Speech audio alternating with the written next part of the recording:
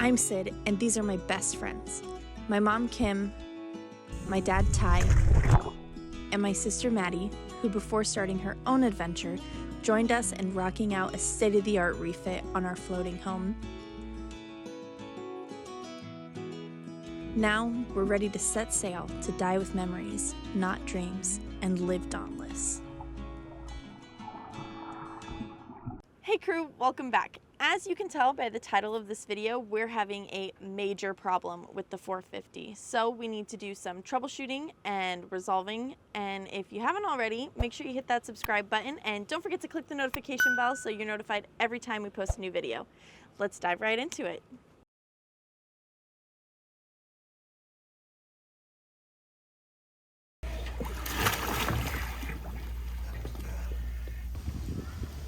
So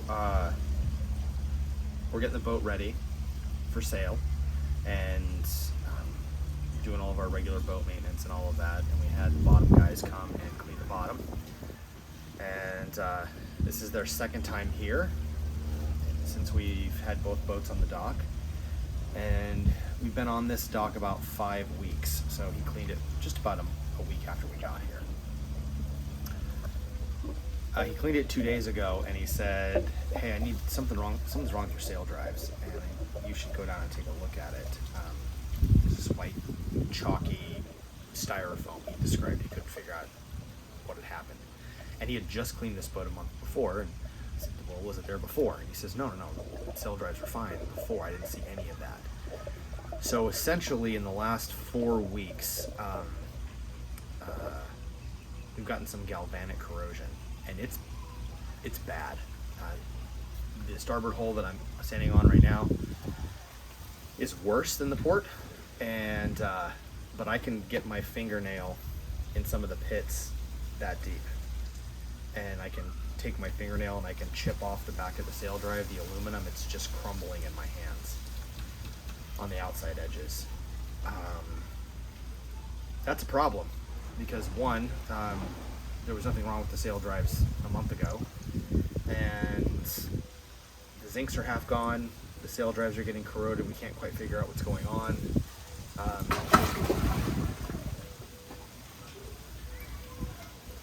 What was that? I don't know. A fish or something? I don't know. Huh. Anyway. Yeah, our sail drives are pretty much fucked, and you can't, I mean, I could TIG weld the holes back in and what have you, but galvanic corrosion, it makes the metal porous, so it affects the structural integrity of it. So in good conscience, we can't patch those or what have you and send them off, so we're going to have to replace them. We'll let you know what happens. We pull out, we'll show you what it looks like. For right now, we're going to stick these zinc fish in the water. This will connect directly to the sail drive on the inside, and we will check these every day to see what kind of corrosion or dissipation that we're getting.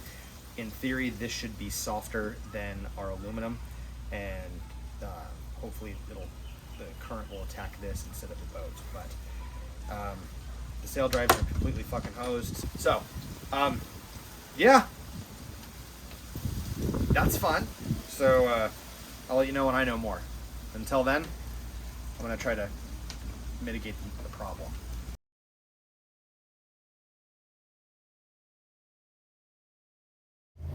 All right, I just got out of the water a few minutes ago. The engine just started and we're leaving the dock before we're ready because, well, we need to go haul out on our sail drives, and they're starting to leak oil through the sides of them. This all happened in a matter of about 4.5 weeks, maybe 5 weeks that we can tell. So yeah, and that's been plugged in like half time. We usually unplug during the day because, well, the solar runs the boat, including the air conditioning. But at night we're plugging in, and that electrolysis is happening at night. So they're really bad. I've ordered 2 new sail drives. They're going to be here by the end of this coming week. Today is Saturday, so it looks like we're going to haul out Monday or Tuesday. Just waiting to hear back on that. and looks like we're going to be in the yard for a couple weeks. So I guess while we're there, we're going to do a bottom job and replace the sail drives, and yeah, I guess any other touch-up work that we need to do. But I did need to do it in the boatyard, and I'm really not happy about it. Sail drives are about $6,000 a piece. I was able to get a little bit better deal on them, but it's still going to be north of 10 grand. And we have to reprop the boat because, well, the only sail drives available were 223 sail drives versus 249 gear ratio, and all that means is it turns a different prop. So we have to buy new props because the old props won't work. It's been a bit of a challenge. Yeah, it sucks. I don't know what to say about that other than it's highly unfortunate. But I guess better to find it out now than on survey when we went to haul the boat for somebody to buy it, and they said, hey, why didn't you tell us about the sail drives? Because we frankly didn't know. Anyway, that's what we're doing. I'm going to put my stuff away. I'm going to cast the lines, and we're going to get out in the lake. We're going to anchor our friends, the dock that we're on. They're coming back tonight from the Bahamas. But while we wait for haul out, we're just going to go out and be on anchor and keep working. So I'll let you know what happens. Let's go. Alrighty, sir. All right, so we called for the bridge opening, and we're going southbound. However, the bridge tender notified us there was northbound traffic as well. And to be polite, and they're here first, we're going to let them go through first. It's a little mono on the other side. The bridge should be opening here in about 60 seconds, and so it'll take us probably 5 minutes from now to get through the bridge. So if it'll film it, she can time lapse it. Something like that. Something like that.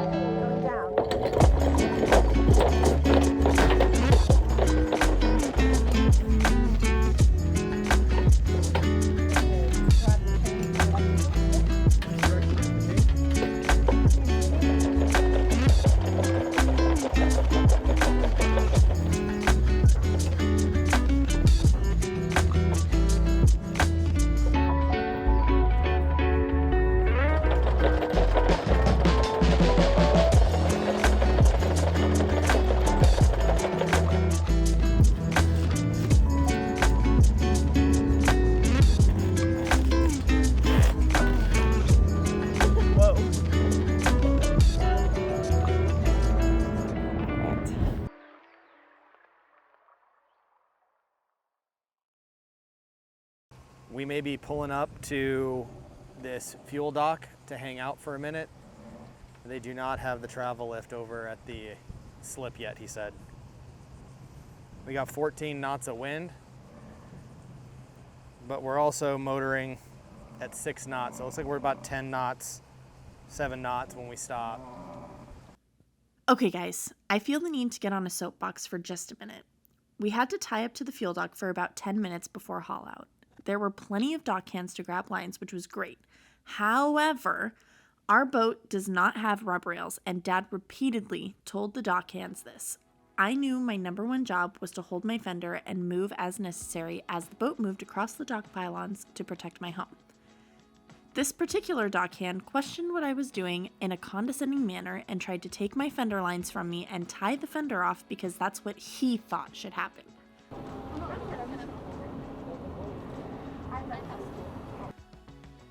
Although he left me to hold my fender, he did so in a huff, and not to be disrespectful, but I didn't care. This is my boat, my home, and my crew and I know what to do. My advice for you all is don't be afraid to stand your ground and follow your crew's protocols. All right, Kim, you ready?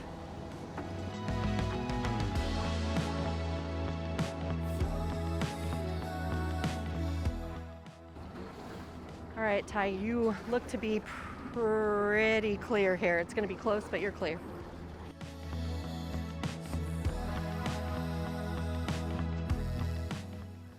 Hauling out is probably one of my least favorite things to do. It makes me so anxious. So much can go so wrong, and you're depending on the competency of complete strangers on the dock and one guy's acute ability to operate this gigantic piece of machinery that is to support and hold your boat as it rolls across land. This time the anxiety is in overdrive because we have to back into the slip, which we've never done before, so that they can block us in the yard, with our stern being accessible so that we can use this haul out opportunity to pull the engines and inspect everything. From the moment our stern approached the slip, the lift operator and his crew with Safe Harbor Marina and the crew with Shearwater Marine were nothing short of spectacular. Competent, so calm and professional. Thanks, guys.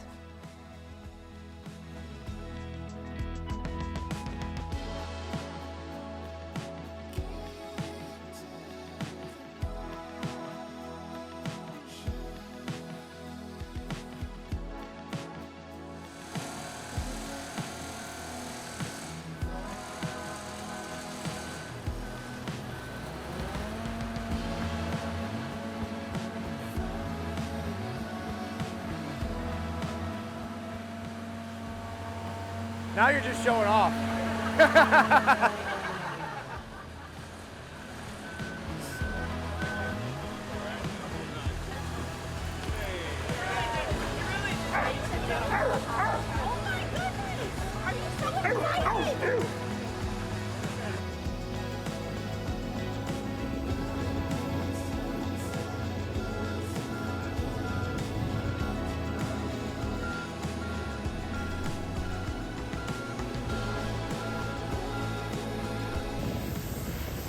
Last time that logo is going to be seen on the bottom of that boat.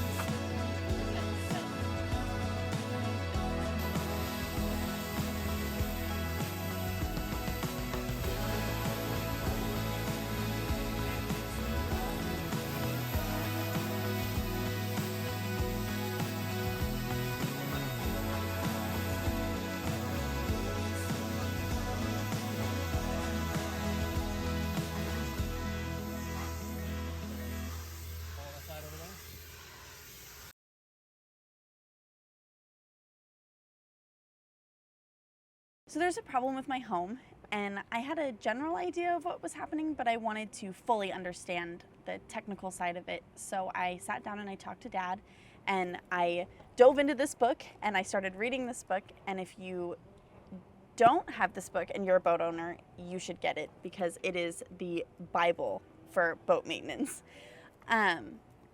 So to put it plainly, I'm just going to read you the definition of corrosion out of this book, and then I will explain to you how I have come to understand what is happening here on my home. Corrosion is a process that leads to the destruction of metals. Galvanic corrosion arises when dissimilar electrically connected metals are immersed in an electrolyte, i.e. salt water. A current is generated leading to the destruction of the anode, the less noble metal, and the protection of the cathode, the more noble metal. So again, to put it plainly, galvanic corrosion is when two dissimilar metals touch each other and then they're submerged in an electrolyte like salt water. That creates a tiny minuscule current which slowly eats away at the less noble metal. An example of that would be like on the 50, we've got the aluminum sail drives and a bronze prop. When those two metals touch each other, it creates a tiny current which would slowly eat away at the sail drive. That's why we have zincs, so that it slowly eats away at the zinc and saves the sail drive and the prop. Stray current corrosion is the result of external current leakage through metal fittings in contact with an electrolyte, such as salt water. Massive corrosion can occur where the current leaves a fitting. The term electrolysis refers to the passage of electricity through the electrolyte. What we have going on here is actually the stray current corrosion, and that happened when a outside or external electrical current was introduced into the salt water, and then we took and plugged into shore power that completed the circuit, and then that current started eating away at the least noble metal that we have on the boat, which is the zincs. And then when the zincs were completely gone, it started eating away at the aluminum sail drive, and that is why we have a problem. I'm going to be quite honest with you guys. Our situation was verging on dire. If we had stayed plugged into the pole for even a week longer, we could have lost the sail drives completely and potentially couldn't have moved under our own power at all. So we were lucky enough to get 2 new sail drives, which was almost impossible, but we had to get them in a different gear ratio, which means we need to reprop the boat, and we had to haul out, and now yard time is hard time. So we shouldn't waste any of it. Again, if you don't have this book and you're a boat owner, I recommend you get it. I will put a link in the description box below. Let's get to it. A lot of you have asked, why do all of this if you're selling the boat? Well, the answer is simple. It's because it's the right thing to do, and we firmly believe that. This sail drive damage is without question unfortunate and frustrating, but it's here, and we're going to take this haul out as an opportunity. We have a lot to do, so make sure you give this video a thumbs up and leave us a comment below with everything you know about, or if you have personal experience with galvanic corrosion or stray current corrosion. Thanks for watching, guys, and we'll see you next week.